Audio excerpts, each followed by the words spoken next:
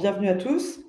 Je vais d'abord présenter Marina, puis présenter Justifit, parler de Justifit très brièvement. Puis Marina, je vais te passer la parole. Merci d'être avec nous aujourd'hui et d'avoir pris ce temps pour ce sujet qui a intéressé beaucoup d'avocats.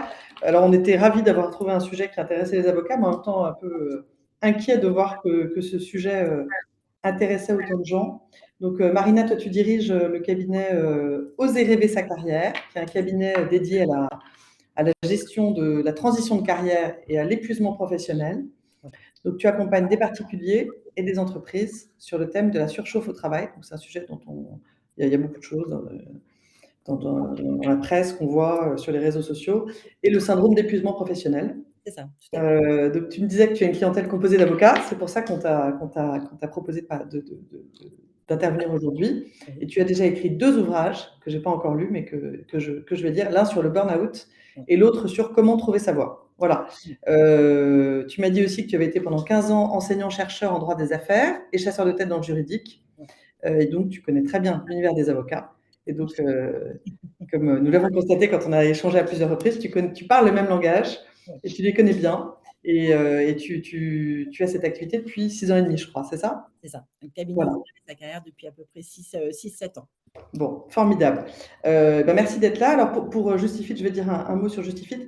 Pour ceux alors il y en a parmi vous qui sont déjà sur notre site internet, justifit.fr ou justifit.be. Justifit, c'est une plateforme de mise en relation entre les justiciables et les avocats. Donc les avocats qui sont sur notre site, ce sont des avocats qui veulent développer leur business sur un nouveau domaine de droit, ou alors qui se mettent à leur compte. C'est aussi des avocats qui veulent développer leur visibilité, puisque nous avons un site avec 1 million de visiteurs par mois. Justifit est aussi un média, et on peut les accompagner sur la création de contenus vidéo, articles, sur leur site internet, etc. On est aussi un moyen de se digitaliser, puisqu'on fournit des outils comme par exemple la prise de rendez-vous, la visioconférence, voilà, des outils dédiés aux avocats, ce qui s'est beaucoup développé dans ces 2 dernières années de Covid. Et puis une communauté, puisque voilà, Justifit organise des webinaires, par exemple, des formations, des rencontres, aussi en vrai, ce qui est agréable depuis que la crise est un peu passée. Voilà. Donc pour tous ceux qui ont envie d'en savoir plus, qui n'hésitent pas à nous contacter. Et puis pour le burn-out chez les avocats, les clés pour le détecter et agir. À toi la parole, Marina. Merci Pauline pour l'introduction. Alors, je vais me représenter, mais alors très, très succinctement parce que tu l'as très bien fait Pauline. Donc en effet, je m'appelle Marina. Moi, je dirige un cabinet qui s'appelle Oser rêver sa carrière, et en gros, on a 2 domaines d'intervention que sont d'une part la gestion et la transition de carrière, et de l'autre l'épuisement professionnel. On intervient beaucoup auprès des particuliers et des entreprises.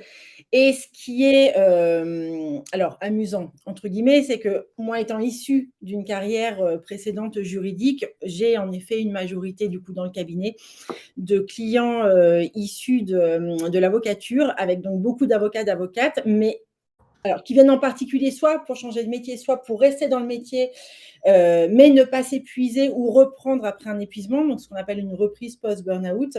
Et on a également aujourd'hui des cabinets d'avocats qui font appel à nous pour toutes les problématiques de RSE, de surchauffe au travail, etc., etc. Je passe sur le reste parce que tu l'as très bien fait et je rentre dans le vif du sujet. Du coup, alors le burn-out chez les avocats, je le disais tout à l'heure, c'est un vaste sujet et pour le coup, c'est un vrai sujet. Je vous expliquerai un petit peu ce qui se passe nous dans nos murs et ce que l'on constate en pratique, mais je voulais démarrer en vous disant que c'est un sujet qui est délicat. C'est un sujet qui est délicat pour plusieurs raisons, parce que c'est déjà un sujet qui est tabou. C'est-à-dire qu'on a beau être aujourd'hui en 2022 et vous voyez sans doute passer, notamment sur LinkedIn, beaucoup d'articles, de sujets, de théories, etc., sur tout ce qui va être qualité de vie au travail, risques psychosociaux, etc. Pour autant, dire qu'on est en surchauffe, dire qu'on ne va pas bien, dire qu'on n'en peut plus, dire qu'on sent qu'on frôle la zone rouge, voire qu'on est en train de chuter ou qu'on est en plein effondrement, ça reste très compliqué. Et dans votre profession en particulier, nous on voit la difficulté qu'ont les avocats et les avocates à parler au sein de leur cabinet, à leurs collaborateurs, à leurs associés ou aux autres membres du cabinet, c'est assez effrayant.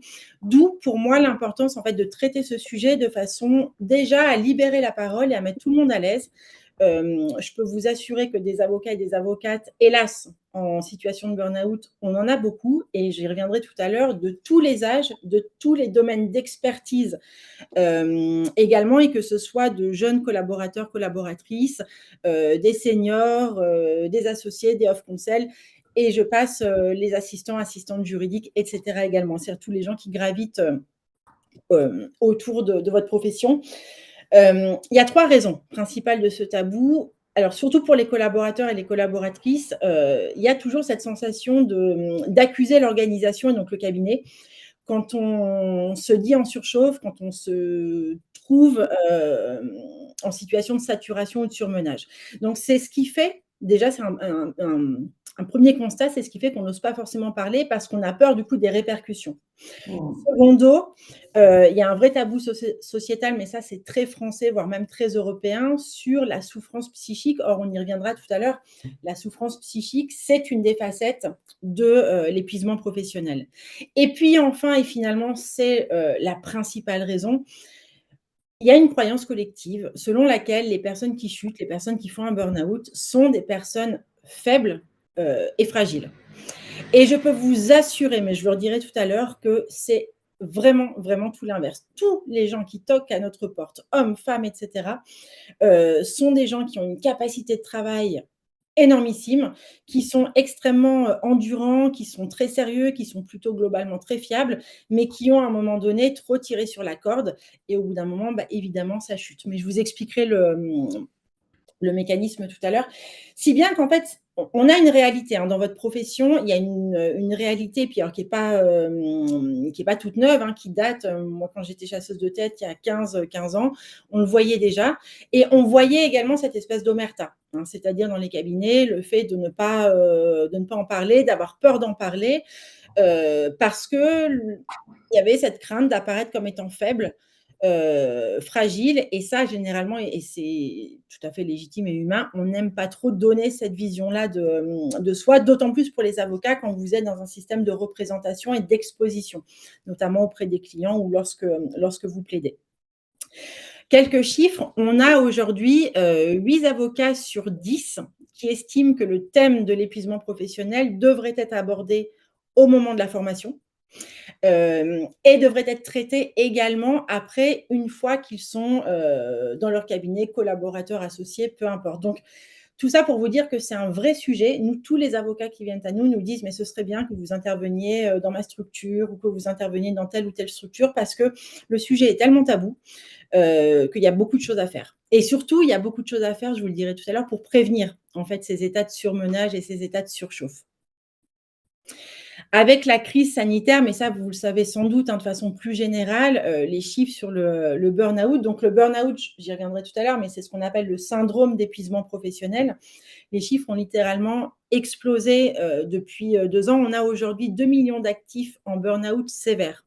Ce qu'on appelle le burn-out sévère, ce sont des personnes qui sont arrêtées pendant longtemps pour cause d'épuisement. C'est ça un burn-out sévère. Donc une grosse explosion, et dans votre profession, vous êtes particulièrement exposés. On n'arrête pas de le dire, mais les avocats et les avocates sont une population dite à risque en matière d'épuisement professionnel. Et nous, ce que l'on voit, et c'est assez effrayant, on a des collaborateurs et des collaboratrices de plus en plus jeunes qui frappent à nos portes, et ce qu'on n'avait pas il y a 5 ans. Il y a 5 ans, on voyait plutôt des collaborateurs qui avaient 5 ans, 10 ans d'expérience, des associés. Et là, on a des jeunes femmes et des jeunes hommes qui arrivent après 1 an et demi d'exercice. Et ça a un vrai impact, hein, ça a un impact sur la profession, puisque, j'y reviendrai aussi tout à l'heure, on assiste aujourd'hui à une sorte de fuite des avocats, avec beaucoup de reconversions de la part des avocats. Alors, pourquoi vous êtes à risque? Il y a plusieurs causes. Il y a des causes qui sont strictement liées, on va dire, à votre profession, à l'avocature. Je vous les ai listées, vous pouvez les lire, mais à la rigueur, je vous les enverrai. Mais grosso modo, ce qu'on retrouve systématiquement dans les sondages qu'on fait auprès des avocats et puis dans nos murs, hein, ce qu'on entend, c'est le caractère sacerdotal de la profession. Alors, évidemment, j'en fais pas une généralité, hein, mais ça, c'est ce que l'on entend de la part des épuisés. Un rythme qui est extrêmement exigeant, un rythme très soutenu, avec des urgences permanentes, donc forcément beaucoup de pression, donc forcément un déséquilibre, vie pro, vie, personnelle. N'hésitez pas dans le chat à nous dire si ça vous parle, si ça fait écho. Et puis il y a aussi des choses qui sont dues à l'étiquette de la profession. C'est-à-dire que, mine de rien, vous êtes sur une profession qui est dite socialement, prestigieuse, donc avec une belle étiquette comme on peut le dire parfois. Et ce caractère prestigieux induit aussi une sorte de culture de l'excellence. Et avec aussi les responsabilités évidemment que vous avez et qui pèsent sur vous, de ne pas commettre d'erreurs, de ne pas commettre d'étourderies. Donc il y a beaucoup de facteurs, si vous voulez, que Alors, cumulent. Marina, je me permets de t'interrompre parce qu'on a un témoignage. Je ne vais pas donner vos noms, je ne sais pas si ça s'affiche sur le chat en fait. Mais je ne vais pas donner vos noms parce que je ne sais pas si vous souhaitez. Déjà, c'est toutes les personnes qui participent, c'est courageux, puisque comme tu le disais au début, Marina, de reconnaître que peut-être qu'on est sensible au burn-out ou qu'on est, voilà, de déjà le reconnaître, enfin, voilà, C'est un d'affronter premier ça, pas. c'est une première étape. Ouais. Donc, j'ai un témoignage d'avocat qui dit: «Personnellement, j'ai choisi d'exercer seule et de m'installer. Je suis arrivée à un moment où je ne supporte plus de travailler dans un cabinet et donc avec d'autres collègues qui sont dictateurs et très énervés. Je suis devenue avocat après 15 ans d'activité professionnelle, devenue avocat après une longue expérience en tant que directrice juridique notamment». Voilà, on a une autre avocate qui nous dit qu'elle se reconnaît tout à fait dans les causes de stress. Une autre qui dit, que tu décris, Marina, très bien, le quotidien des avocats. On est désolé de lire ça, mais Oui, alors c'est toujours moi j'arrive toujours un peu avec mes gros sabots, hein, quelque part sur cette thématique-là, parce que c'est jamais agréable de s'entendre dire qu'on fait partie des populations à risque, et cetera. Mais pour autant, c'est très vrai. Et je vous raconte une anecdote. Il y a 4 ans, j'avais été sollicitée par Madame Figaro pour répondre à des questions dans le cadre d'une interview qui s'appelait Jeunes avocates au bord de la crise de nerfs. Et cet article a été relayé sur les réseaux sociaux un nombre inconsidérable de fois et il continue à l'être. Et c'est la preuve. C'est vraiment la preuve que c'est un sujet. Et du coup, quand on considère comme ça que c'est un sujet, ça veut dire qu'il faut s'y atteler parce qu'on le verra tout à l'heure, le risque en fait de ne pas traiter cette question de la surchauffe, il est vraiment très grand parce que les conséquences et les dommages collatéraux notamment sont importants. On le verra tout à l'heure. Donc, il y a mille et une raisons, je pourrais vous raconter mille et une anecdotes, mais voilà, ce qu'on entend de façon récurrente et notamment, chez les avocates, c'est vrai qu'on a une majorité d'avocates dans notre clientèle, c'est ce rythme extrêmement soutenu qui ne permet plus d'avoir des bouffées d'oxygène et même parfois de faire un travail de qualité parce qu'avec les urgences permanentes et les sursollicitations, on ne peut plus être vraiment sur des choses de fond. Donc on est dans la réponse immédiate, hein, dans l'immédiateté permanente et la sursollicitation, et ce qui fait qu'au bout d'un moment, ça engendre, on le verra tout à l'heure, du stress, de la pressurisation et potentiellement un burn-out derrière. Il y a évidemment la pression des clients, hein, c'est-à-dire que vous, les avocats, vous n'êtes pas responsables de cette situation. C'est une conjoncture qui est propice à l'épuisement, mais les clients à l'évidence sont exigeants et ce qu'on entend nous dans nos murs, c'est qu'ils le sont aussi de plus en plus avec des délais extrêmement courts pour répondre. Et puis, on a bien évidemment la précarité quelque part du statut libéral parce que même si votre statut a ses avantages, il a évidemment son lot d'inconvénients, avec notamment l'absence de chômage, etc., qui fait que ça peut être très compliqué à gérer et que la perspective de se dire je suis fatigué, je vais prendre un temps d'arrêt pour me retaper un peu, souvent finalement les avocats ne s'écoutent pas. On n'écoute pas les signaux qui vont être envoyés par le corps.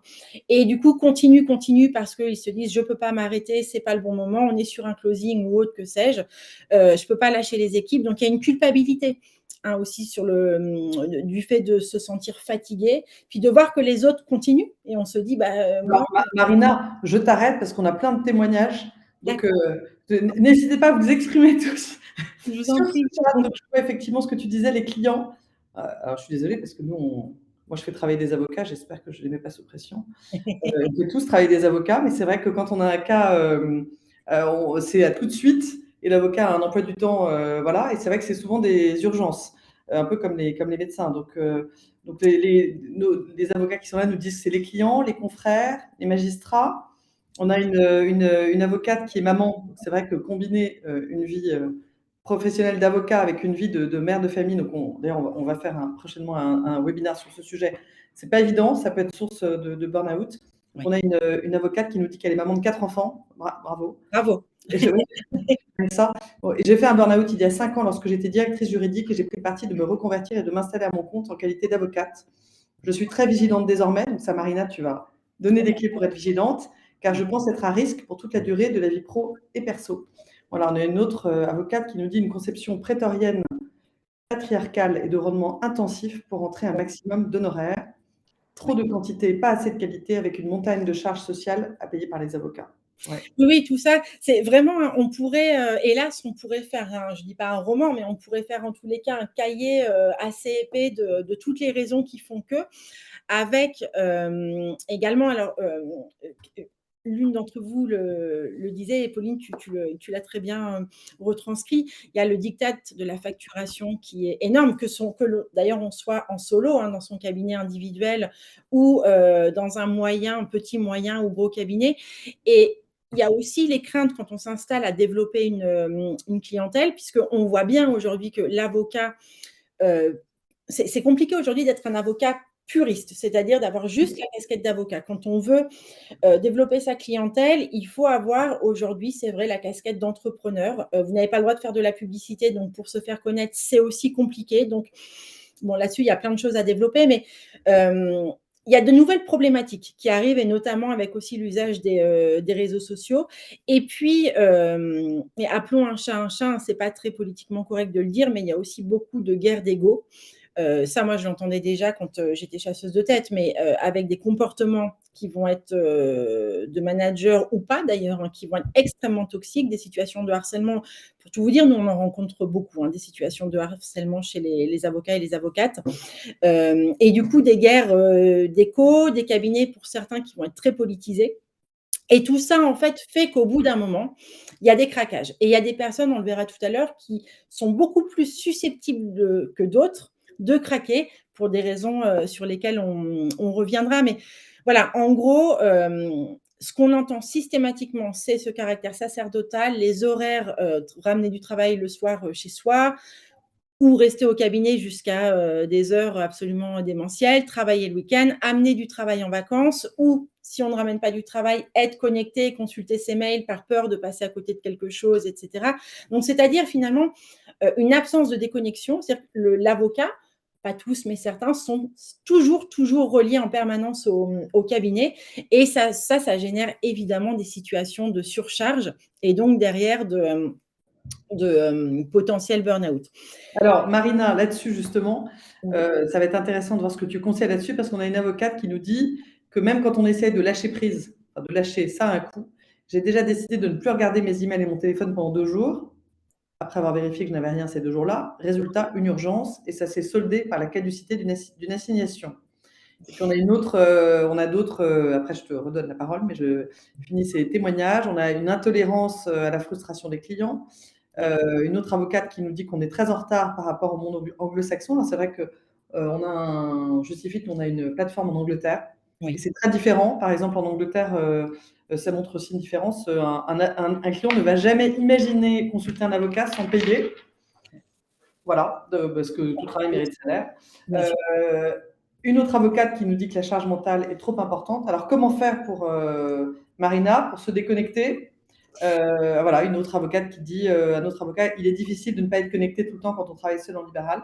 Bien sûr, mais bien Comment sûr. faire? Est-ce que tu Il y a plein de choses. Alors, c'est sûr que en 1 heure, c'est compliqué de tout vous livrer. Mais on va continuer parce que ce qui est déjà extrêmement important, avant même de parler de solutions, c'est de reconnaître les symptômes, c'est-à-dire de savoir se situer sur une échelle de fatigue ou de sur-régime. Et j'y viens. Du coup, je répondrai aux questions, mais je vais essayer de le faire dans l'ordre parce qu'il y a vraiment un ordre logique pour prendre cette question, pour aborder cette question de l'épuisement. Et en fait, ce dont il faut bien se rendre compte c'est que tout ça, tous les éléments qu'on vient d'aborder, ça peut être très déceptif et comme je vous le disais, on voit des jeunes collaborateurs qui quittent la profession après quelques années parce que la génération d'aujourd'hui se dit: «Eh ben moi, l'équilibre vie pro, vie perso, c'est important, donc hors de question que pour un travail, même si je l'adore, je me fasse des nœuds au ventre et que je laisse tomber mes sources de plaisir personnel, familial, etc. C'est un vrai sujet chez les avocats, hein, le fait d'avoir des activités extra-professionnelles, c'est rarement permis par le rythme de la profession et du coup, il y a une perte de sens et potentiellement un épuisement. On a aujourd'hui, enfin dans le dernier rapport CNB, on a 20 000 avocats qui envisageraient de changer de métier. C'est pas rien. Les chiffres ont considérablement augmenté, ils augmentent de rapport en rapport. Et on a 20% des avocats qui quittent le barreau au cours des 10 premières années de leur carrière. La plupart du temps, celles et ceux qui partent restent ou gravitent en tous les cas dans des sphères juridiques. Juristes, directrices juridiques, responsables juridiques, édition juridique, magistrature, des médiateurs, alors ça on en voit de plus en plus, etc. Mais d'autres optent pour une reconversion radicale parce que se produit un phénomène d'aversion pour la profession. Ça, c'est quelque chose aussi après un burn-out que l'on rencontre assez fréquemment. Et je vous livre juste quelques petits témoignages. Je ne sais pas si vous allez vous reconnaître dedans, mais voilà, ça, ce sont des choses que nous, on entend très, très fréquemment au cabinet. Pour anecdote, j'avais une cliente qui avait posé ses vacances depuis 6 mois pour partir à Bali, faire un beau voyage qui était son voyage de noces. Arrivée à Bali, urgence, et ben, elle est rentrée chez elle. Voilà. Et donc, si vous voulez, il y a toute une culture aussi à remettre en question, hein, dans le milieu de l'avocature. Ça n'est pas qu'une responsabilité individuelle de la part de quelques associés ou managers qui distilleraient un climat un peu de pressurisation, mais il y a une vraie culture, des choses de fond à faire dans la profession. Ça va prendre du temps, mais il y a déjà des signaux intéressants. Alors, j'ai une autre intervention, Marina. Je vous C'est une en autre avocate qui dit que personnellement, je pense qu'être avocat, c'est exercer pour une période donnée une sorte de vie pro dans une vie pro plus globale. C'est mon opinion. Il faut savoir se diversifier pour rebondir vers d'autres horizons. Ne pas être obligé de rester dans un contexte que l'on n'aime pas. Il faut savoir dire non à ces gens. C'est une avocate qui a déjà surmonté des Oui. passages un peu durs. Bah, c'est Voilà. ce qu'on appelle en fait dans notre jargon à nous le confort inconfortable. C'est-à-dire qu'au bout d'un moment, on est dans cette carrière d'avocat ou d'avocate, on pratique, on est à l'aise dans son expertise, on connaît du monde. Par chance, on s'entend très bien avec les collègues lorsqu'on est dans une structure, etc. Mais on sent bien, en tous les cas chez les personnes venant à nous, qu'au bout d'un moment, certains ou certaines se sentent piégés par le prestige et le renvoi du statut social d'une part, et se sentent piégés un petit peu comme dans une prison dorée et ont beaucoup de mal à quitter la profession, même en allant sur d'autres disciplines juridiques. Et c'est d'autant plus vrai parce qu'on est sur, une profession assez prestigieuse socialement et deux, une profession où il y a eu des études quand même assez longues. Et on voit, hein, de jeunes collaborateurs qui ont du mal à lâcher le métier alors que vraiment ils sont épuisés, très jeunes, parce Mm. que les études sont longues et on se dit: «Bah, j'ai quand même pas fait tout ça pour rien». Donc voilà, il y a beaucoup de choses et un avocat qui se reconvertit, par exemple, c'est un avocat qui doit lâcher beaucoup de sacs derrière lui. Mais ça, c'est encore un autre sujet. Et puis évidemment, on a dans la surchauffe, parce que ça n'est pas forcément toujours exclusivement professionnel, on a les causes exogènes à la profession qu'on rencontre toutes et tous, la charge mentale importante à la maison, la monoparentalité pour certains, et puis tous les soucis qu'on peut rencontrer à l'évidence dans une vie. La monoparentalité ou les 4 enfants. Ou les 4 enfants, absolument. Il y a évidemment plein de scénarios différents. Mais on voit quand même, hein, que chez les papas ou les mamans monoparentaux, et qui ont une activité libérale, c'est pas simple. C'est vraiment pas simple. Et alors, ce qui se produit, du coup, c'est qu'au bout d'un moment, quand il y a une charge mentale hyper importante au travail et qu'on a en plus une charge mentale personnelle parce qu'on en a tous une, il n'y a plus de zone de récupération. C'est-à-dire, il n'y a plus de sas de décompression, il n'y a plus de moments pour soi, il n'y a plus de moments de relâchement. Il n'y a plus de moments non plus pour s'écouter et reconnaître les signaux qui ne vont du coup pas être perçus. C'est là où la surchauffe arrive et le risque de la surchauffe non traitée, l'aboutissement, si vous voulez, le danger, c'est l'épuisement et le burn-out. Ce qu'il faut comprendre, en fait, c'est que ça, c'est hyper important d'avoir ça en tête. Le burn-out, c'est pas quelque chose qui arrive d'un coup d'un seul. On est sur un phénomène de glissement. C'est-à-dire que le burn-out, c'est hyper sournois, ça arrive de façon insidieuse. On ne se réveille pas ou rarement un matin en étant fatigué et dans la chute, non. En règle générale, le burn-out, ce qu'on a alors nous, dans notre jargon, le burn-out, vous voyez sur le petit slide, c'est la période d'effondrement. Le terme est un peu galvaudé dans la presse et cetera, mais le burn-out, c'est quand on chute, on est cramé. Mais il est précédé, cet effondrement, de toute cette période burn-in qui est entourée de surchauffe, où là, on commence à avoir des symptômes, on va en parler tout à l'heure, physiques, psychique, le comportement qui va changer, et cetera, le rapport aux autres qui va changer. Et c'est dans cette période-là, en fait, de burn-in où il y a un glissement. C'est-à-dire qu'on sent qu'il se passe quelque chose, qu'on est en mode pilotage automatique, on agit comme un robot, qu'on voit plus le bout du tunnel, hein. Ça, c'est des mots qu'on retrouve fréquemment, hein, chez les épuisés. C'est là, en fait, où il faut agir. Alors, c'est pas simple, c'est vraiment pas simple, mais c'est là où, en fait, il faut se poser un peu et se dire: «OK, qu'est-ce que je ressens? Qu'est-ce qui va? Qu'est-ce qui ne va pas?» pour s'éviter justement la période de burn-out, c'est-à-dire la chute.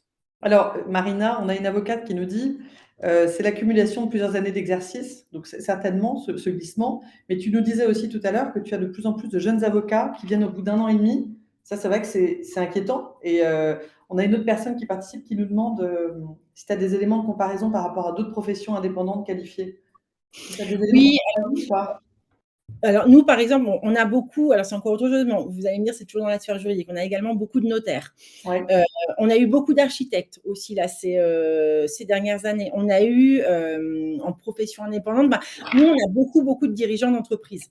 Donc, de libéraux, on a des freelances également qui viennent à nous et qui, pour grosso modo des mêmes questions, hein, qui sont des questions d'emploi du temps sacerdotal parce que c'est ça, on quand on le sait bien, quand on a une entreprise, c'est son bébé. Pauline, j'imagine que c'est aussi ton cas avec ton entreprise. Il y a plus de cloisonnement entre le travail et le reste de la vie. C'est-à-dire que la vie devient travail. Et en fait, la problématique est là. Dès lors que la vie, c'est-à-dire la vie de tous les jours, le quotidien dans sa grande majorité des heures, hein, des heures d'une journée, n'est plus que travail, là, il y a un souci. Et il y a beaucoup, beaucoup de professions, hein, ça ne concerne évidemment pas que les avocats. Les juristes, les directeurs juridiques ou dans des professions très différentes, on rencontre les mêmes types de problématiques. Mais c'est vrai que la profession d'avocat, elle cristallise beaucoup de choses. Et la problématique de ce que j'ai appelé tout à l'heure les guerres d'ego et les conflits et les mésententes au sein d'un cabinet, ça, ce sont quand même des choses qu'on entend de façon récurrente et qu'on entend beaucoup moins dans d'autres professions qui viennent à nous. C'est pour ça qu'à mon sens, il y a un vrai sujet. Euh, Je me permets de t'interrompre, là, on a un autre témoignage ouais. qui est d'une avocate. Donc merci de partager ça avec nous, parce que j'imagine que c'est pas facile de parler des choses comme ça, qui nous dit qu'elle est en arrêt depuis 11 mois après plus de 30 années d'exercice. Donc là, toutes ces années, c'est vrai que le Covid, j'imagine, a pas aidé beaucoup de gens. Le burn-out a débuté par des problèmes de concentration. Ça, c'est un des signaux, évidemment. Le refus de prendre des clients au téléphone, Et l'espacement des rendez-vous physiques. oui. Ah oui, parce que c'est-à-dire que le burn-out, on le verra tout à l'heure, là où on était hyper performant, qu'on arrivait à être, à 100 à l'heure, à être efficace, hein, tout simplement, et à pouvoir travailler, à peu près normalement et efficacement, tout à coup, quand on commence à glisser et qu'on chute, tout ce qu'on pouvait faire avant presque par automatisme, devient dysfonctionnel. C'est-à-dire qu'on ne peut plus. Mais je vais y revenir, juste après. En fait, ce qu'il faut bien entendre et le message que je voudrais vous faire passer, c'est que, hem la surchauffe, on n'est pas en surchauffe du jour au lendemain. On est en surchauffe après souvent des semaines, des mois, voire des années et le témoignage qu'on vient d'entendre l'atteste. Hem, Après des années de surchauffe, de surmenage, de surinvestissement, de surimplication, c'est là, en règle générale, où il y a une chute parce en fait, on ne se rend même plus compte qu'on vit dans un stress et une fatigue permanente. Mais on s'habitue, on est tous, adaptables d'une certaine façon, sauf qu'il y en a qui le comprennent plus vite et c'est le cas de la jeune génération, qui décident de partir et d'autres qui décident de rester selon les mêmes modalités, c'est-à-dire qu'ils ne vont pas faire un travail de fond pour changer éventuellement des choses et rééquilibrer. Et le risque, donc vous voyez, c'est l'escalade infernale, c'est ce que je vous ai mis sur la petite pyramide là que vous voyez. Le stress ponctuel, on a tous du stress ponctuel et le stress ponctuel en soi, c'est pas un problème. Il peut devenir chronique quand on a des périodes de rush, quand il y a des soucis ou quand on est sur des beaux et gros dossiers, peu importe. Et puis tout à coup, le stress chronique va se transformer en surchauffe. Et puis la surchauffe parce que tout à coup, on n'arrive plus à gérer, c'est trop et qu'on a des problèmes de sommeil, d'appétit, des troubles cognitifs du type troubles de la concentration et cetera. Là, ça devient angoissant, c'est de l'angoisse parce qu'on se rend compte qu'on ne peut plus faire les choses comme avant et c'est là, en règle générale, où si ça n'est pas traité, il y a cet effondrement physique, psychique, on en reparlera tout à l'heure, et parfois un risque de dépression associé. Et pour revenir sur le témoignage qu'on vient d'entendre, la durée moyenne d'un arrêt pour burn-out, et là encore, hein, c'est une moyenne. c'est entre 3 et 19 mois. Donc, vous voyez, les conséquences, elles sont extrêmement importantes. Sur une profession libérale où on sait qu'il n'y a pas le parachute classique d'une profession salariée, les conséquences peuvent être vraiment très lourdes. Donc, c'est pour ça que c'est hyper important, si vous vous sentez en surchauffe, de voilà, ralentir un peu le cheval et de mettre en place ce qui peut l'être. Donc, Alors, Marina, donc il y a une autre avocate qui nous dit qu'il y a beaucoup de concurrence entre avocats, ce qui a tendance à rendre les relations encore plus difficiles. Une autre avocate qui nous dit qu'il devrait y avoir au sein des barreaux des permanences, des ateliers afin de permettre que les langues se délient. Mais c'est bien compliqué, d'autant qu'il existe une concurrence forte entre les avocats.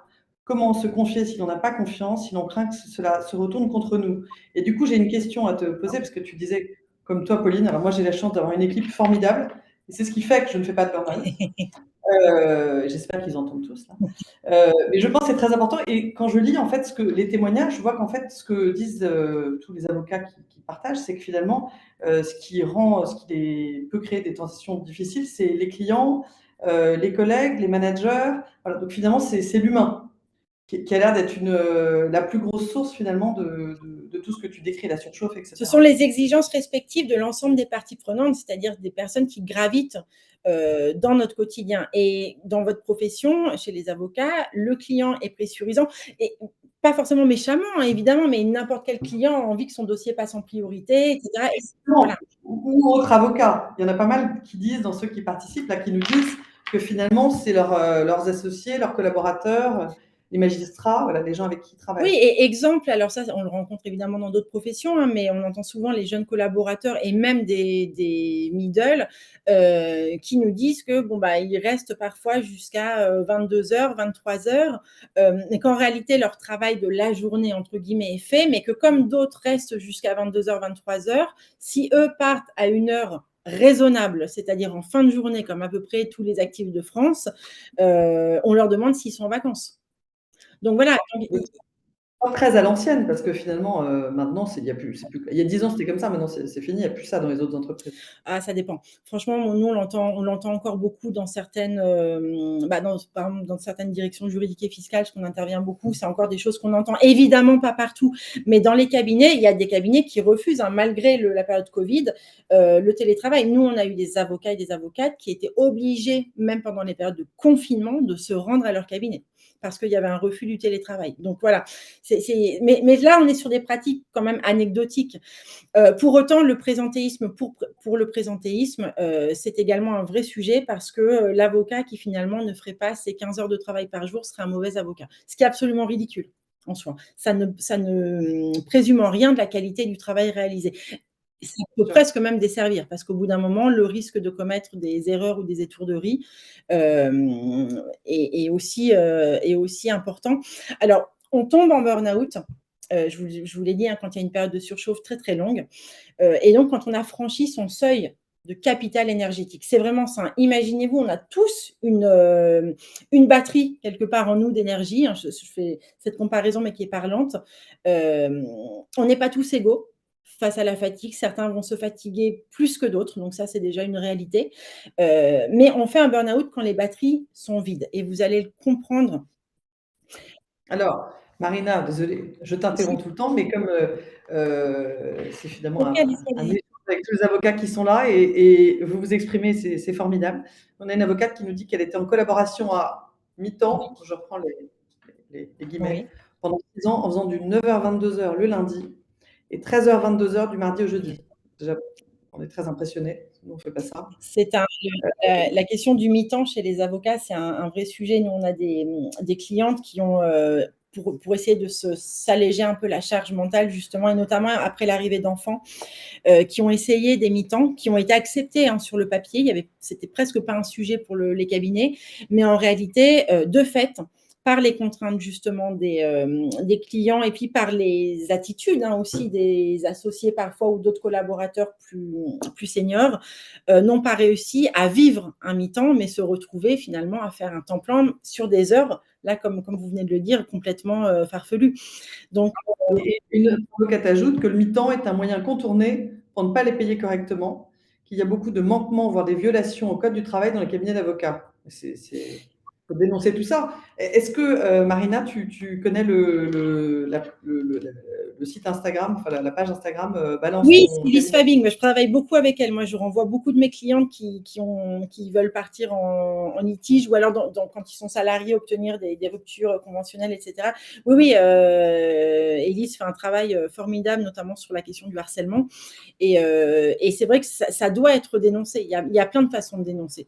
Mais c'est pas simple de parler. C'est vraiment pas simple parce que, on fait des études longues, on a envie que ça marche et c'est vrai que se dire: «Bah, OK, mais si je dénonce, qu'est-ce qui m'arrive derrière?» Et puis sur la place parisienne, mais même dans d'autres villes, hein, la place est petite, il faut aussi le dire. C'est-à-dire qu'il y a les potins vont vite et vous pouvez être hélas grillé parfois parce que une personne qui a un gros réseau va véhiculer le fait que ça n'a pas fonctionné avec vous, etc. Donc, c'est pour ça que certains sortent de la profession, hein, très clairement, parce que ce qu'on appelle le grill existe. Et alors, je reviens vous voyez le petit schéma, ça, je vous donne, c'est bête et méchant, mais si vous sentez que vous êtes en surchauffe, allez chez votre médecin et demandez une prise de sang.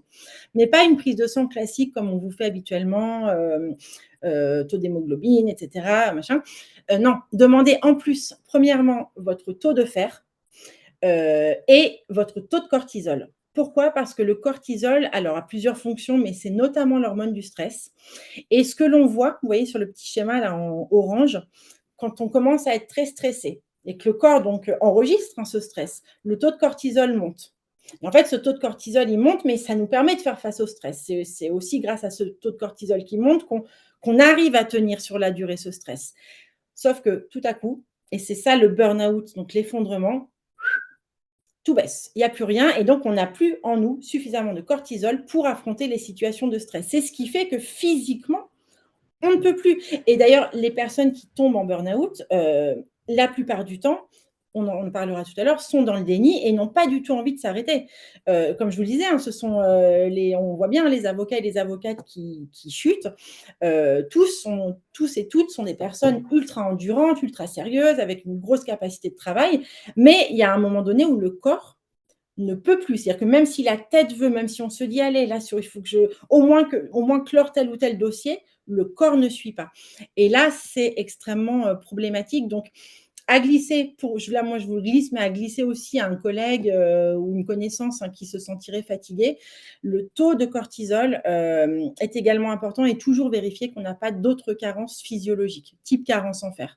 Ça paraît bête et méchant, mais c'est un préalable. C'est-à-dire que, voilà, quand on sent qu'on est fatigué, on va chez le médecin, on demande un bilan sanguin. Et beaucoup ne le font pas et passent par une grande errance médicale sur la question du burn-out. Je pourrais vous en parler des heures et vous raconter plein d'anecdotes, mais voilà, comme on a un temps limité, j'essaie d'aller à l'essentiel pour que vous compreniez bien et que du coup, vous soyez surmotivé pour traiter votre surchauffe si vous êtes en surchauffe. Les personnes qui sont en burn-out, on a fait beaucoup de sessions où on a laissé la parole aux gens, etc. Et elles décrivent le burn-out très souvent comme vous savez, un tic ou un pouls qui est là, quoi, qui vous pince, qui vous mord et puis qui vous lâche plus. Ou alors comme un boa qui va vous étouffer complètement et duquel vous n'arrivez pas à sortir. Et alors, je vais aller un peu loin, mais on a beaucoup de personnes aussi qui nous disent que on a eu des fois des avocats et des avocates qui ont eu des maladies type cancer, et certains ont employé des mots très très forts hein, en nous disant que ce qui avait été le plus dur pour eux entre leur cancer et le burn-out, c'était le burn-out. Donc voilà,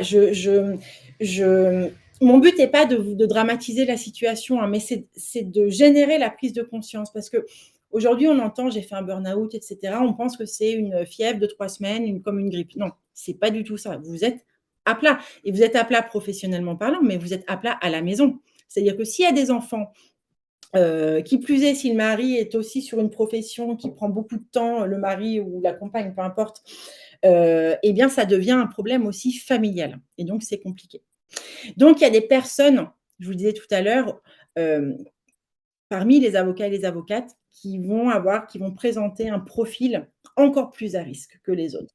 Et je vous le disais tout à l'heure, hein, ce sont souvent des personnes rigoureuses, très impliquées, avec une valeur travail très forte, notamment souvent dans la construction identitaire, hein, c'est-à-dire que le travail va occuper une place centrale, très endurante, parfois très perfectionniste, pas toujours, mais quand même avec une grande rigueur, qui tombe parfois dans ce qu'on appelle le workaholisme, hein, c'est-à-dire le fait d'être finalement accro à son travail. Nous, on a vu des avocats et des avocates qui sont passés dans des situations d'addiction au travail avec une incapacité, une impossibilité de s'arrêter pour plein de raisons.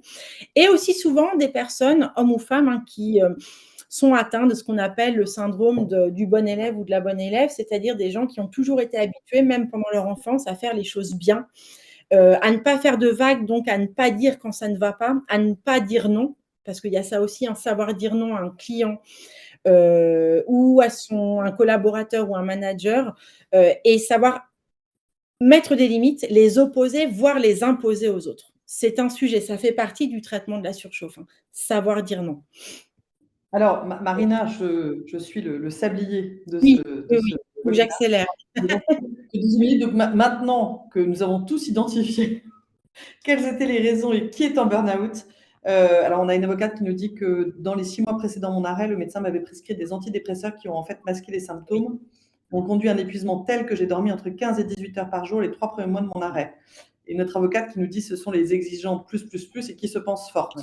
Alors, donc il nous reste 18 minutes pour savoir comment faire une fois qu'on a identifié ce burn-out Alors, et qu'on l'a une fois repris. encore, hein, il y a beaucoup de déni, c'est-à-dire que beaucoup restent des mois, des semaines, et cetera, dans cette espèce de syndrome de toute puissance. Non, je peux continuer à gérer, et cetera. Sauf que le corps, en attendant, parle. Dès lors que vous entendez en vous-même ou chez les autres des petites phrases du type: «Je suis tout le temps en pilotage automatique, je suis dans un tunnel, c'est une spirale infernale, je m'en sors plus», hop, warning.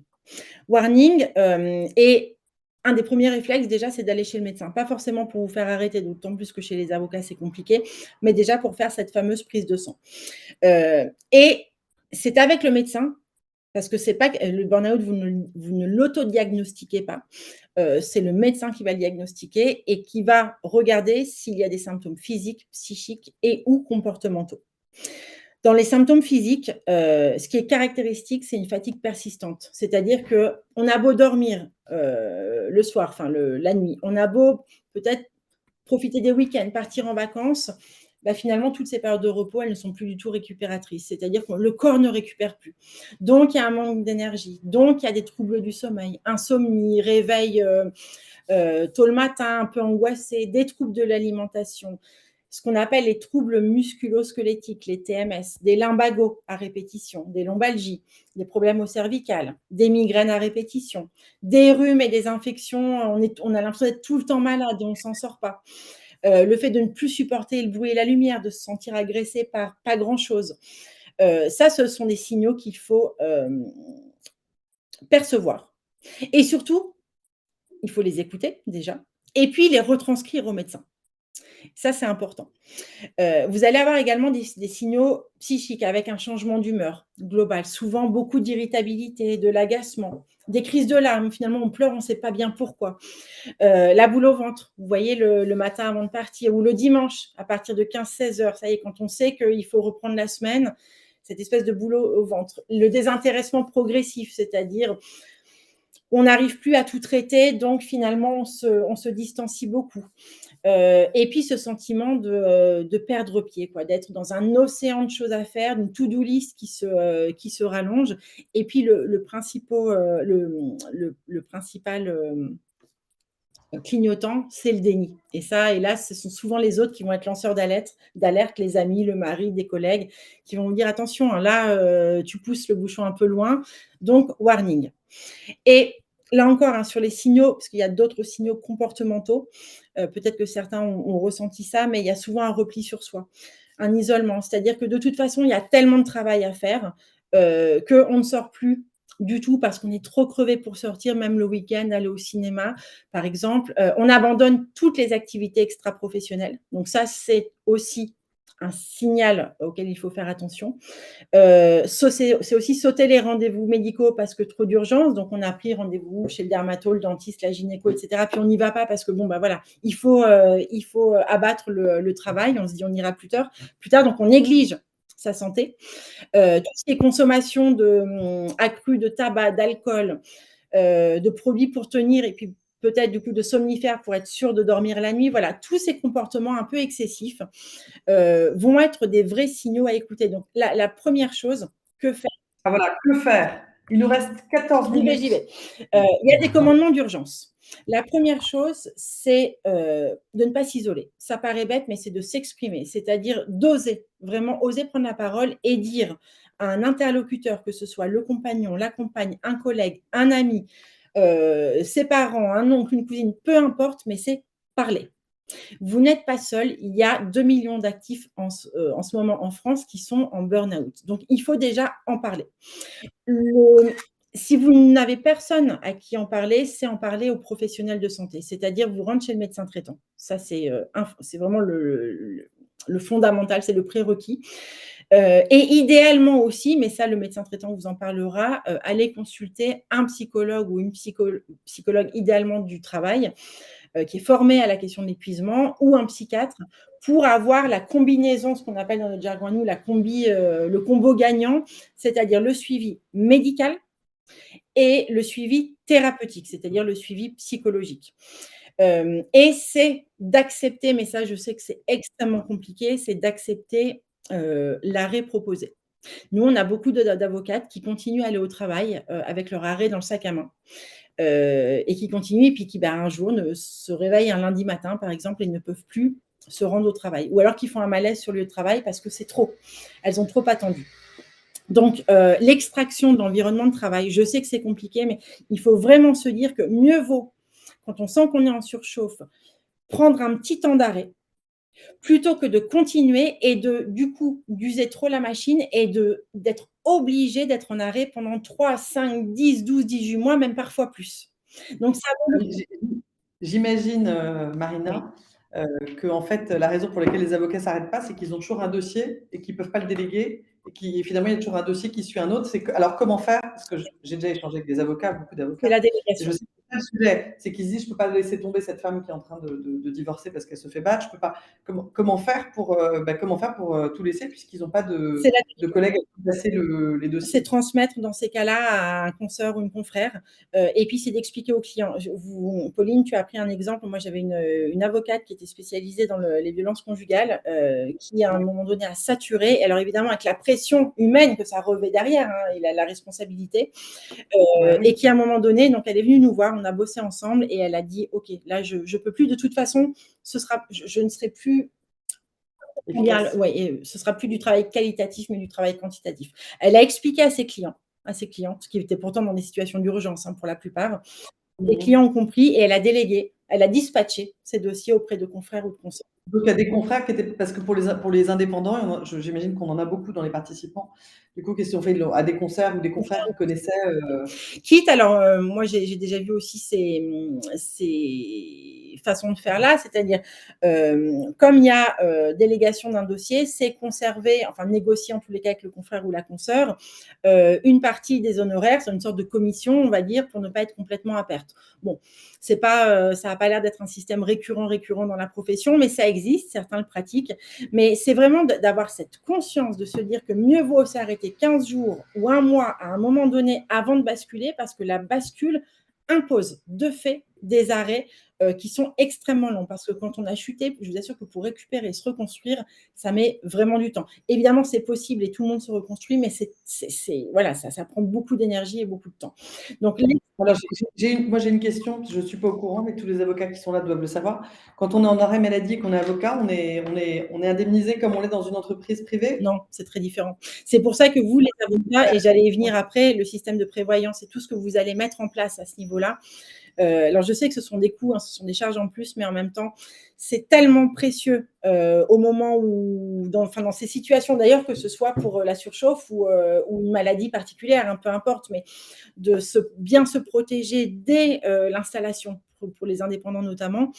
Et puis après, alors, nous, on a quelques avocats et avocates salariés, donc ça, ce sont plutôt des exceptions dans la profession, mais du coup, pour qui les situations sont un petit peu différentes. Mais ce qu'on voit, nous, dans les faits, c'est que des avocats et des avocates qui refusent de s'arrêter pour ces raisons-là, hein, pas pour absence ou mauvaise protection financière, etc., ou qui se considèrent, enfin, qui s'auto-jugent comme étant faibles, fragiles et qui se disent: «Non, mais c'est impossible que je m'arrête, ça ne se fait pas».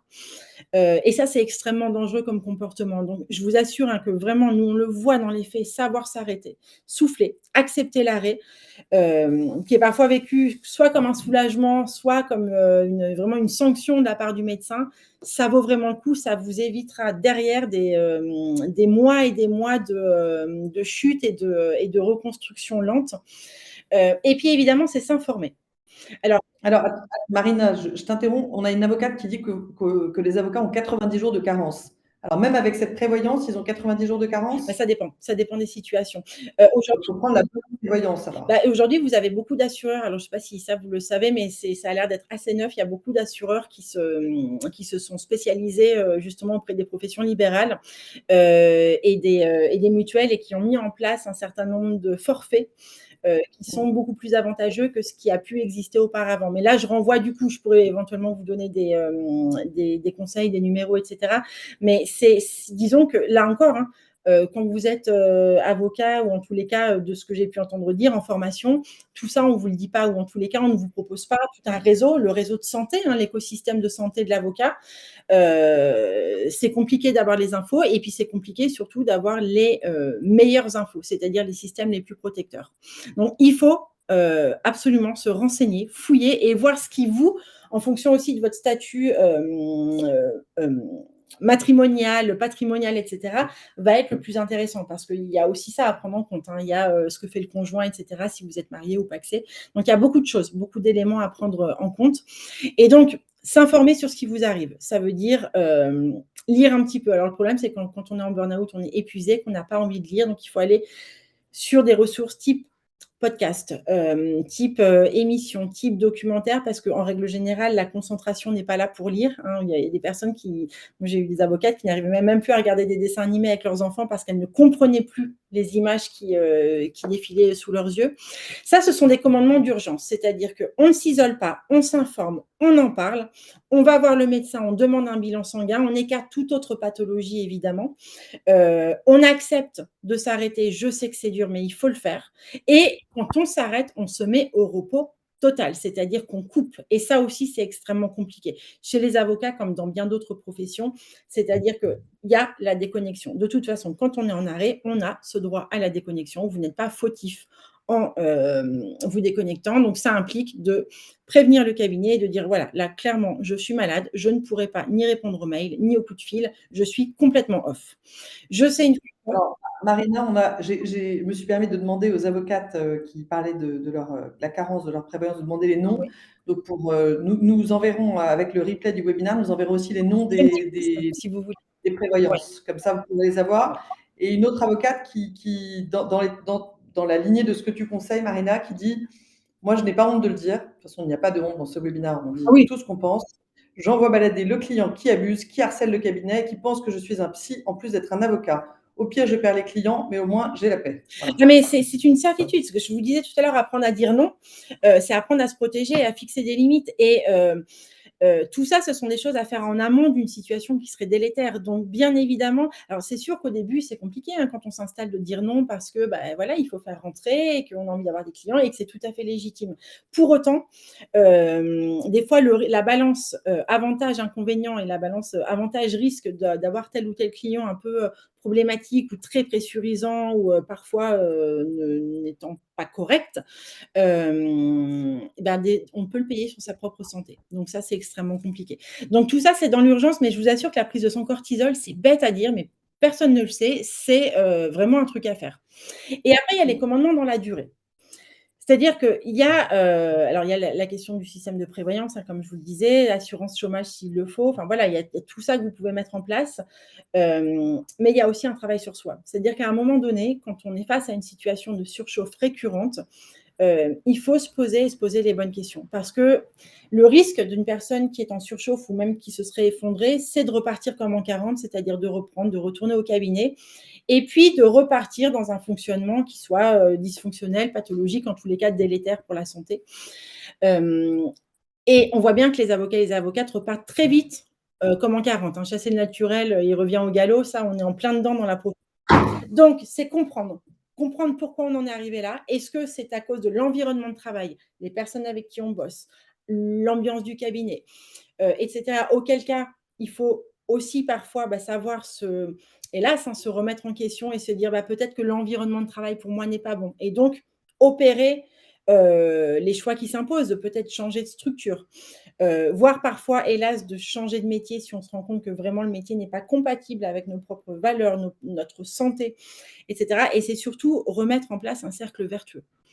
Et ce cercle vertueux, ça se met pas en place du jour au lendemain, c'est du temps. C'est aussi comprendre ce qui pour soi-même est vertueux parce que Pauline, ce qui sera bon pour toi ne sera pas forcément bon pour moi et cetera. Donc chacun va trouver ses propres activités ressources, mais ce qu'il faut absolument faire, c'est travailler sur les limites, les garde-fous, réinvestir ce qui a été complètement délaissé, c'est-à-dire la sphère extra-professionnelle, hein, parce qu'on voit bien que souvent il n'y a pas eu de rendez-vous médicaux, pas eu de bilan sanguin depuis des mois et des mois. Donc, c'est se réemparer de sa santé et faire tous les bilans nécessaires. Heu, Mmh. c'est trouver les activités ressources, s'autoriser, parce que ça, c'est une vraie question. S'autoriser de faire des choses en dehors du travail, et de s'accorder du temps pour soi. Donc trouver, et tester, donc tester des choses, tester des activités. Nous, on voit que toutes les personnes qui ont fait un burn-out, toutes vont dans les mois qui suivent, vers des disciplines corporelles parce qu'elles se réemparent de leur corps, type yoga, méditation et cetera. Ça leur fait extrêmement de bien parce que pendant des mois, des années, elles ont complètement négligé leur corps qui quelque part n'existait presque plus finalement. Heu, Alors, effectivement, on a une avocate qui dit: «Se fixer ses propres règles et les assumer, horaires, jours travaillés ou non, délai de réponse et laisser la place à son ouais. bien-être, la famille, le sport, les loisirs. Pas toujours facile, mais secret de la réussite pour moi». Alors on a une autre avocate qui nous disait un peu plus tôt que le conseil, c'était d'avoir un conjoint, c'est un conseil pour tout le monde d'ailleurs, qui est salarié et qui a un bon salaire. Je pense que c'était ça le conseil. Ah mais ça c'est excusez-moi, je Voilà, et donc il dit, mais ça suppose effectivement moins d'honoraires, de prendre tout ce temps pour soi. Donc il est important d'avoir un conjoint pour nous aider à assumer les charges. Alors tout le monde, n'a pas un mais conjoint ça, le qui problème, c'est que c'est une donnée qui est aléatoire et voilà. Non, non, mais ce qui est absolument fondamental, c'est de se poser la question de savoir qu'est-ce qui aujourd'hui n'est plus négociable pour moi? C'est-à-dire qu'est-ce que j'ai pu faire par le passé et bon voilà, je l'ai toléré parce que je débutais, parce que j'avais envie de faire mes preuves et encore, hein, c'est pas forcément une raison suffisamment valable, mais qu'est-ce qu'à partir d'aujourd'hui, qu'est-ce qui n'est plus négociable? Qu'est-ce qui fait partie de mes critères, que je ne délaisserai plus? Qu'est-ce que je vais imposer parce que c'est bon pour moi, c'est bon pour ma santé, c'est bon pour ma famille et c'est bon aussi pour la qualité de mon travail? Et ça, savoir faire ce travail qui prend du temps, hein, mais de savoir ce qui est négociable et ce qui ne l'est plus, pour faire les bons choix professionnels aussi derrière, c'est extrêmement important. De la même façon que, se poser la question au sein de son cabinet, qu'est-ce que je fais de raisonnable et de non raisonnable? Voilà, c'est important. C'est-à-dire que ça se fait pas en 2 secondes, hein, tout ce changement. C'est un vrai changement, nous, on parle beaucoup de rééducation du rapport au travail, hein, mais on n'est vraiment pas loin de ça. L'idée, c'est quand même de se poser, d'accepter de prendre ce temps pour soi, pour se regarder dans le miroir, parce que des fois, les causes sont exogènes et c'est dû à une situation de harcèlement et quand on change de cabinet, ça va mieux et le sujet est Mmh. presque bouclé. Mais hélas, on l'a vu tout à l'heure, quand c'est aussi dû à, à soi parce qu'on a une grande capacité de travail, parce qu'on est quelqu'un d'impliqué. Parfois, on est co-responsable. Ça ne veut pas dire qu'on est fautif, hein, mais on est co-responsable de son épuisement. Et il faut aussi savoir, en cas d'épuisement, se regarder dans le miroir et se dire quelle a été ce qu'on appelle la part imputable, c'est-à-dire la partie de mon comportement qui a pu accélérer ou qui a pu engendrer cet épuisement professionnel. Et c'est sur cette partie-là que vous pourrez travailler parce que travailler sur le manager toxique ou le client chiant, etc., vous n'allez pas les changer. Donc, à moins de changer de Alors structure, Marina, malheureusement, il oui, est 13 heures. pardon, Alors moi, c'est je suis fini. de continuer. J'ai Tous ceux qui avaient une réunion, parce qu'on sait que votre temps est très précieux, nous allons vous envoyer la fin du webinar. Donc, rassurez-vous, vous ne raterez rien. Ah voilà, mettre ses œufs dans le même panier, ne pas s'oublier. Voilà. ça. Et pour ceux qui veulent rester encore un peu, on a peut-être encore 10 minutes, Oui, Marina? Je ne c'est sais bon pas pour si moi. voilà, donc ceux qui ont donc moi ce que je peux juste te dire, c'est que ceux qui sont, à Paris, on réorganisera avec les participants, d'autres événements, probablement en physique. Ce sera peut-être l'occasion, d'échanger. On a une avocate qui nous dit merci. Merci, merci pour Courage à tous ceux qui nous quittent, et prenez pour dire soin non de vous. Prenez soin et prenez soin de de vous. Exactement. Et puis pour ceux qui restent avec nous, peut-être encore, tu peux encore partager quelques conseils? Beh, l'idée et ça, c'était mon slide final parce que là, on est sur 1 heure, donc je vous fais une présentation courte, mais c'est de mesurer et de vraiment prendre conscience, et ça, c'est pas simple, de l'importance que ça a de ne pas se négliger. Heu et puis du coup, de faire en sorte de pas se réveiller, dans 10 ans en se disant: «Bah, j'ai fait que travailler et je suis passé à côté aussi de ma vie, en tous les cas du reste de ma vie». Parce que le nombre de divorces dans votre profession est quand même, assez important aussi, et c'est pas pour rien. C'est pas pour rien, donc c'est le réinvestissement de la sphère extra-professionnelle, c'est une des données majeures. Mais vous n'êtes pour la plupart pas habitués, déjà parce que souvent les activités extra-professionnelles ont été abandonnées au moment des études, parce qu'on est sur des études, je suis passée par là, hein, qui prennent beaucoup de temps, qui sont énergivores, et du coup, ça continue évidemment comme ça sur la première collab, parce que la première collab, ben voilà, on a envie de bien faire, on accepte tout, de quitter à minuit. Moi, j'ai des avocates qui ont qui sont collab, hein, et qui ont leur dressing dans le cabinet. C'est-à-dire qu'elles ont, voilà, elles rentrent chez elles pour faire un petit dodo et puis elles se changent au cabinet. Enfin, du grand n'importe quoi. Et ce qu'il faut impérativement, c'est que vous soyez très, très au clair sur votre projet de vie, et ça, on ne le dit pas assez. C'est-à-dire que quel que soit votre âge, quel que soit là votre statut, collab, associé, peu importe, ou votre sexe, c'est de vous dire: «À partir d'aujourd'hui, quel est mon projet de vie?» C'est-à-dire comment j'ai envie de vivre, et est-ce que ma carrière actuelle est compatible avec ce projet de vie? Et si ça n'est pas compatible, si le métier n'est pas compatible, comment je peux faire pour le rendre compatible? C'est-à-dire peut-être modifier ce qui doit l'être et réajuster des choses pour faire en sorte qu'il y ait moins de pression et que ce soit compatible avec les autres choses que j'ai envie de cultiver dans ma vie. Ou savoir, hélas parfois aussi, savoir quitter une profession. Un peu comme dans un couple, on fait souvent l'analogie, mais c'est aussi savoir partir avant que la situation soit trop compliquée à gérer. Mais il faut il faut s'interroger, il faut se poser, et se regarder dans le miroir et voilà, ne pas être dans le déni et se dire: «OK, est-ce que je suis toujours bien dans la profession? Est-ce que, aujourd'hui, elle me correspond toujours? Et comment faire pour qu'elle ne soit pas complètement énergivore et qu'elle me bouffe, qu'elle me crame?»